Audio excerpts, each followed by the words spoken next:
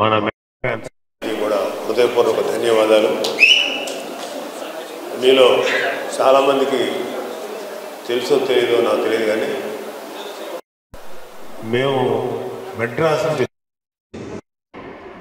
నేను దగ్గరుండి ఒక కరస్పాండెంట్ ఉండేవాడు. వాడు చాలామంది అభిమానులు లెటర్, అప్పుడు ఫోన్స్ లేవు, లెటర్స్ రాస్తే ఆ లెటర్స్కి సమాధానం ఇస్తూ ఆ సినిమాకు సంబంధించిన సమాచారం చిరంజీవి గారి ఫోటోగ్రాఫర్ ఇవి దగ్గరుండి చూసుకునేవాడు. సో అలాగా ట్రావెల్ చేస్తుండగా ఆఖరికి మేము 1993 or 94లో హైదరాబాద్ వచ్చాం ముగ్గురు మునగాళ్ళు సినిమా తీయడానికి. ఆ టైంలో అభిమానులందరూ ఉన్నారు, కానీ ఎవరు కూడా ఒక యూనిటీగా కానీ ఒక బలమైన శక్తిగా కానీ కలిసి ఉండలేదు, విడివిడిగా ఉన్నాం. కానీ ఆ శక్తి తాలూకు బలం నాకు తెలుసు, ఆ అభిమానుల యొక్క యూనిటీ తాలూకు బలం నాకు తెలుసు. సో ఆ టైంలో స్వామినాయుడు నా దగ్గరికి ఒక జర్నలిస్ట్గా వచ్చాడు. మాట్లాడిన తర్వాత నాకు స్వామినాయుడు పని విధానం నచ్చింది, చేసే మాట్లాడే విధానం. సో స్వామినాయుడిని పెట్టి ఆ తర్వాత మాతో పాటు గంగాధర్ కలిశాడు, చందు కలిశాడు, తర్వాత చాలామంది రమణారెడ్డి గారు లాంటి వ్యక్తులు ఇక్కడున్న చాలామంది కలిసేవాళ్ళు.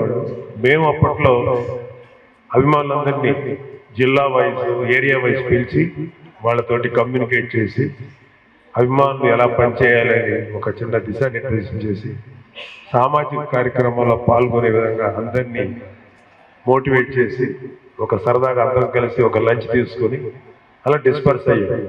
ఆ విధంగా మాకు 1998 ఆ టైం కల్లా 96 కల్లా బలమైనటువంటి మెగాభిమానుల ఒక శక్తి, ఒక సైన్యం సమకూరింది. సో అందుకని నాకు వ్యక్తిగతంగా నేను ఇటు చిరంజీవి గారికి, పవన్ కళ్యాణ్ గారికి, మిగిలిన మా హీరోలందరికీ ప్లస్ వర్సెస్ మన అభిమానులందరికీ ఒక చిన్న బ్రిడ్జ్ లాగా ఉండేవాడిని.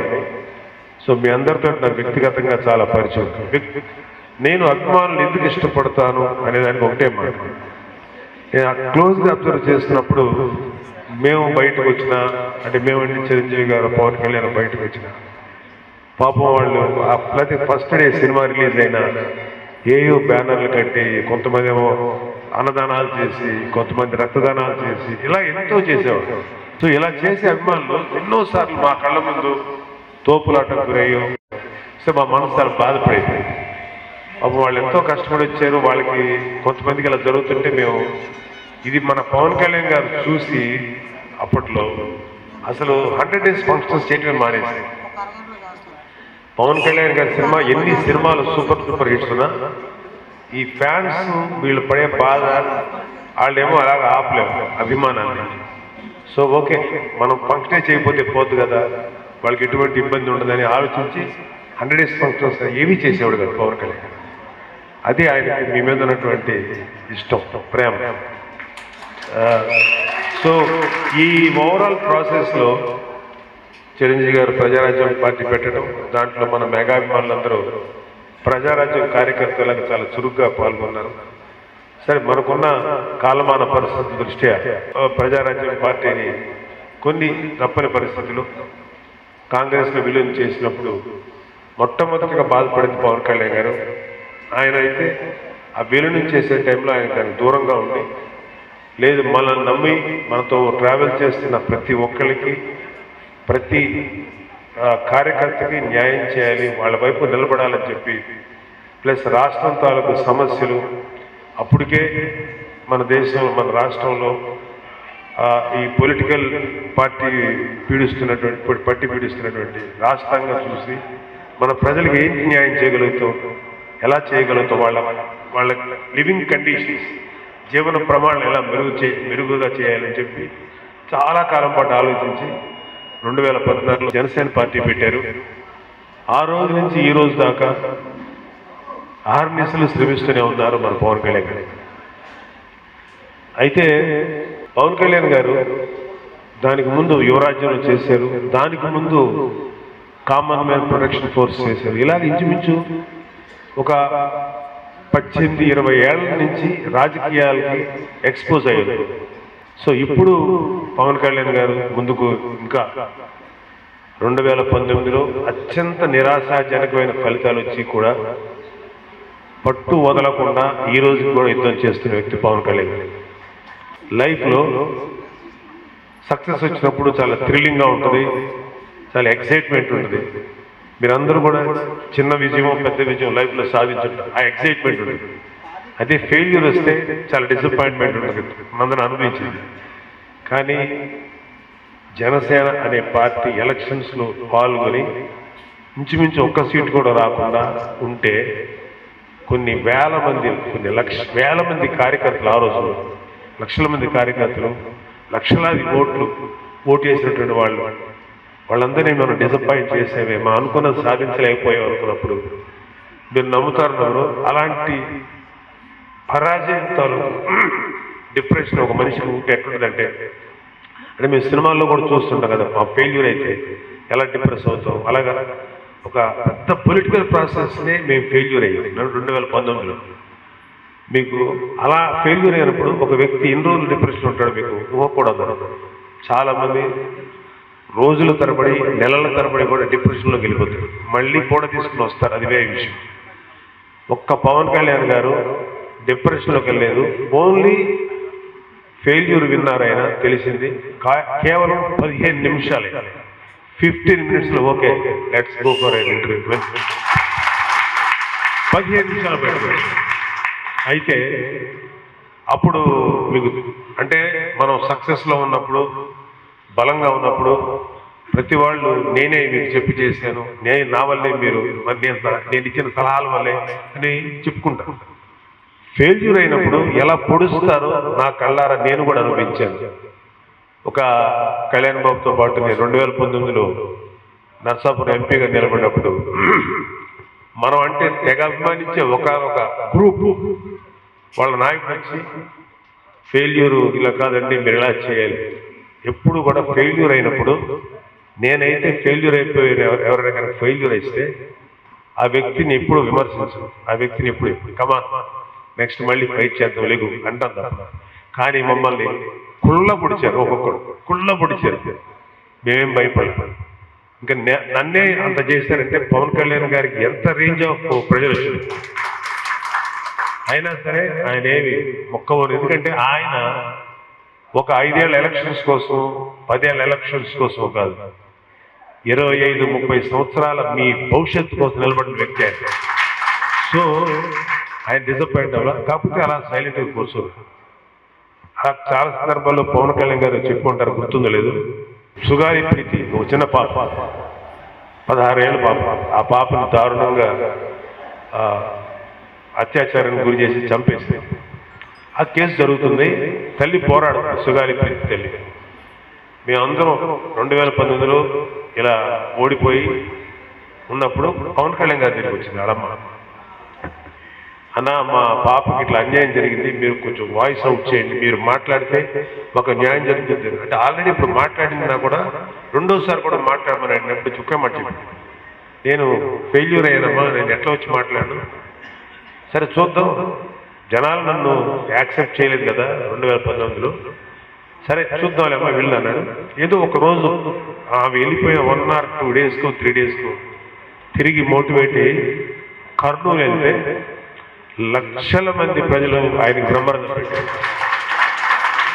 అంటే అప్పుడు మాకేమనిపించిందంటే ఇంకా ధైర్యం వచ్చింది, అపజయాలు మమ్మల్ని ఏమీ చెయ్యలేవు, వీ డోంట్ కేర్, మనం ముందుకే వెళ్తామని చెప్పి ఆ రోజు పవన్ కళ్యాణ్ గారు నిర్ణయించుకుంటే దాని ద్వారా అక్కడి నుంచి భవన నిర్మాణ కార్మికుల ఇష్యూ, మత్స్యకారులకు సంబంధించిన సమస్యలు కానీ ఇలా అనేక కులాలకు సంబంధించి, అనేక వర్గాలకు సంబంధించి, అనేక ప్రాంతాలకు సంబంధించిన విషయాలు ఎన్నోసార్లు రాజధాని అమరావతి రైతుల విషయంలో పోరాడారు. ఇలాగా ప్రతి ఒక్కళ్ళ కోసం ఆ రోజు నుంచి ఈ రోజు దాకా ముందుకు వెళ్తూనే ఉన్నాం.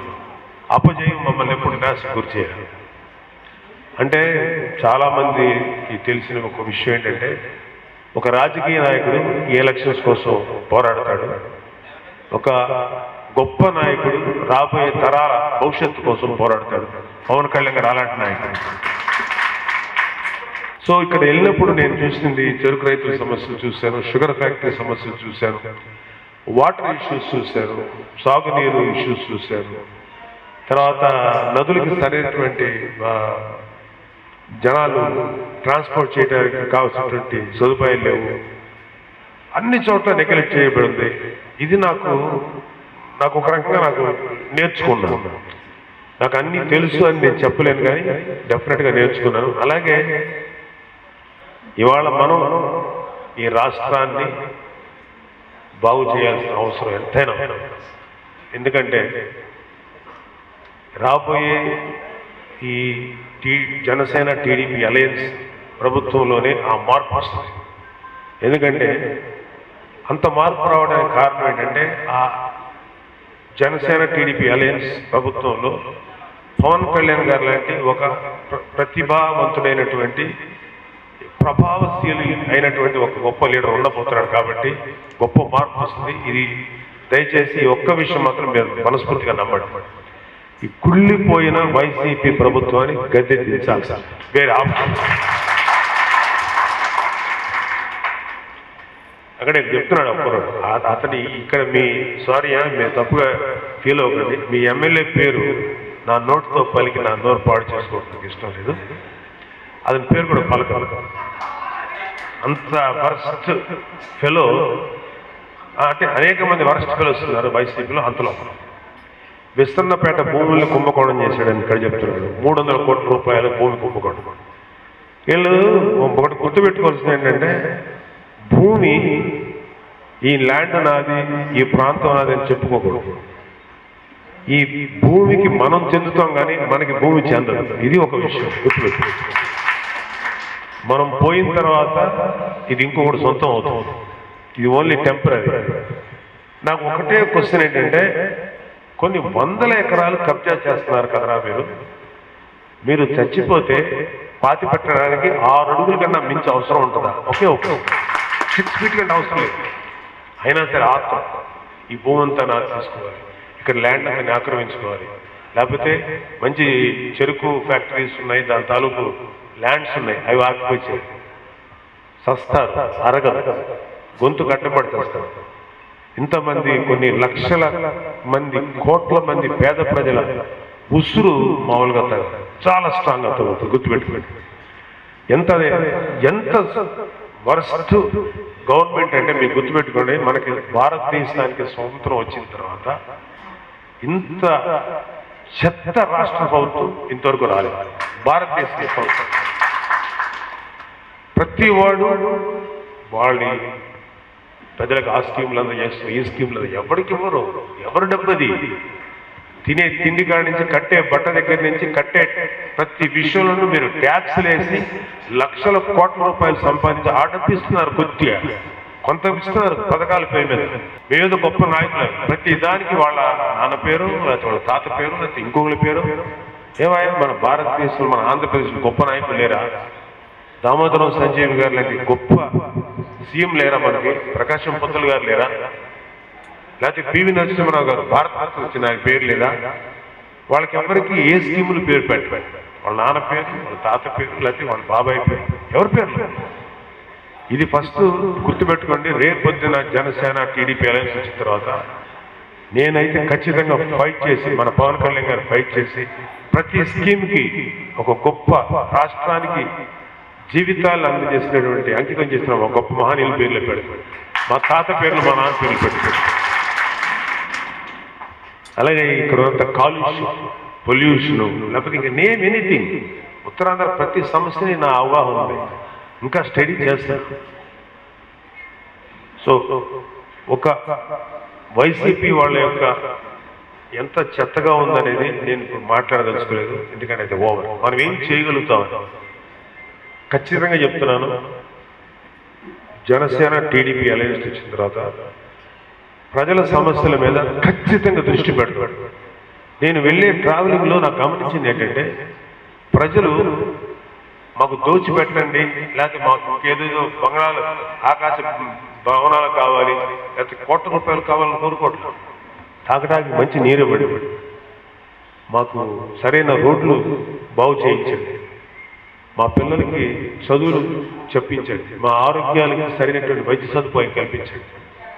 లేకపోతే మా చదువుకున్న పిల్లలకి ఉద్యోగాలు కల్పించండి. ఇవే అడుగుతున్నారు. ఎందుకంటే గొప్ప సమస్యలు లేవు.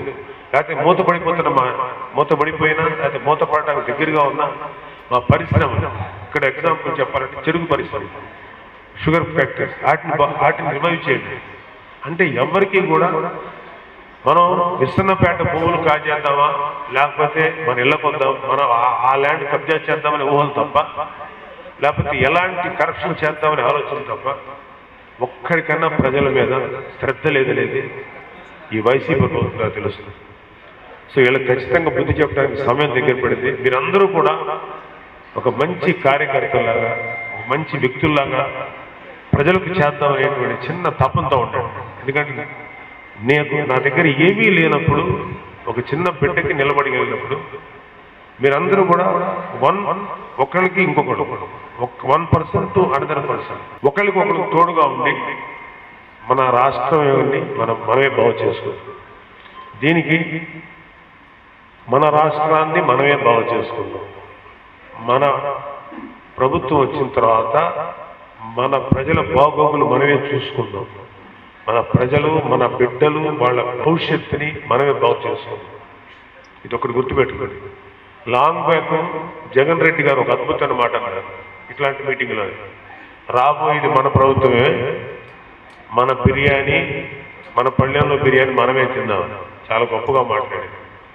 ఆంధ్రప్రదేశ్ రాష్ట్రాన్ని బిర్యానీ పళ్ళెంలో మార్చుకొని తినేసారు. ఆఖరి ముందు తింటున్నారు. ఇంకా అయిపోయింది వాళ్ళు బిర్యానీ పళ్ళెం అయిపోయింది. జనసేన టీడీపీ అలాంటి ప్రభుత్వం వచ్చిన తర్వాత ఎక్కడెక్కడ భూములు కబ్జా చేశారో, ఎక్కడెక్కడ ప్రజల్ని నాశనం చేశారో, ఎక్కడెక్కడ ప్రజల జీవితాలతో ఆడుకున్నారో ప్రతి ఒక్కడిని చెవులు పిండి న్యాయబద్ధంగా, చట్టబద్ధంగా పోరాడి ప్రజలకి న్యాయం చేస్తాం. ప్రతి ఒక్కరికి ఉపయోగపడతాం మేము జనసేన. సో ఒక మంచి జన సైనికుడిగా, వీర మహిళగా మీ యొక్క సర్వీసెస్ని మీ చుట్టుపక్కల ఉన్న ప్రజలను చూసి ఈ సర్వీస్ చేయండి. పవన్ కళ్యాణ్ గారికి అండగా నిలబడండి. ఒక అద్భుతమైనటువంటి ప్రభుత్వాన్ని, ఒక అద్భుతమైనటువంటి గవర్నెన్స్ని ప్రజలకి ఇద్దాం. Thank you very much. జై జనసేన, జై జనసేన.